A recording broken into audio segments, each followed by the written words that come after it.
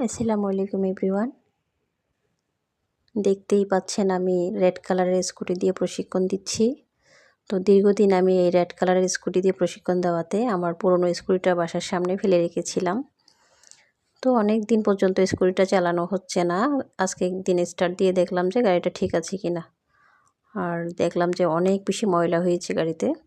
তাই আমি স্কুটি নিয়ে বেরিয়ে গেলাম চকবাজারে। তো একটা দোকানও খোলা পাইনি যেহেতু দুপুরবেলা। তো গাড়িটা নিয়ে হতাশ হয়ে চলে আসলাম। এসে বাসায় একটা পড়ে থাকা শ্যাম্পু ছিল, এটা আমার ভাগিনার জন্য এনেছিলাম অনেক আগে। তো এই শ্যাম্পুটা দিয়ে আমি এখন গাড়িটা ওয়াশ করব।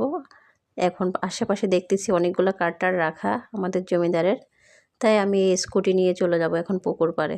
এই পুকুর হচ্ছে আমাদের জমিদারের পুকুর। তো খুব মজা লাগছে পুকুর থেকে পানি নিয়ে নিয়ে ওয়াশ করতে।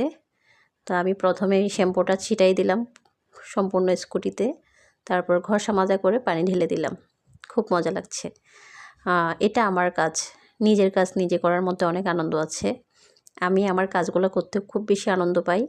এটা যদি আমি অন্য কারো স্কুটি ওয়াশ করতাম তাহলে সেক্ষেত্রে আপনারা আমাকে লজ্জা দিতেন বা অনেকে লজ্জা দিত আমাকে। নিজের কাজ নিজে করার মধ্যে অনেক আনন্দ আছে। তো খুব মজা করে স্কুটিটা আমি ওয়াশ করলাম। ওয়াশ করার পর আমি আজকে প্রশিক্ষণ দিতে চলে আসলাম। দেখতেই পাচ্ছেন আজকে আমার 2টা স্টুডেন্ট পাহাড় ওঠানামা প্র্যাকটিস করছে। খুব ভালো লাগছে, ওরা খুব ভালোভাবেই হচ্ছে পাহাড়ে উঠলো এবং নামতেছে, দেখতেই পাচ্ছেন। আর এটা কেন দরকার হয়, আপনারা যখন পার্কিং থেকে গাড়ি বের করবেন তখন এটা খুব বেশি দরকার হয়। উঁচু জায়গায় ওঠার সময় ইজিলি ওঠা যায়, কিন্তু নামার সময় অনেকে ব্যালেন্স হারায়।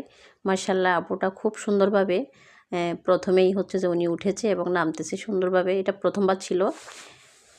এই যে আরেকটা আপু দেখতে পাচ্ছেন, উনি খুব সুন্দরভাবে উঠতেছে।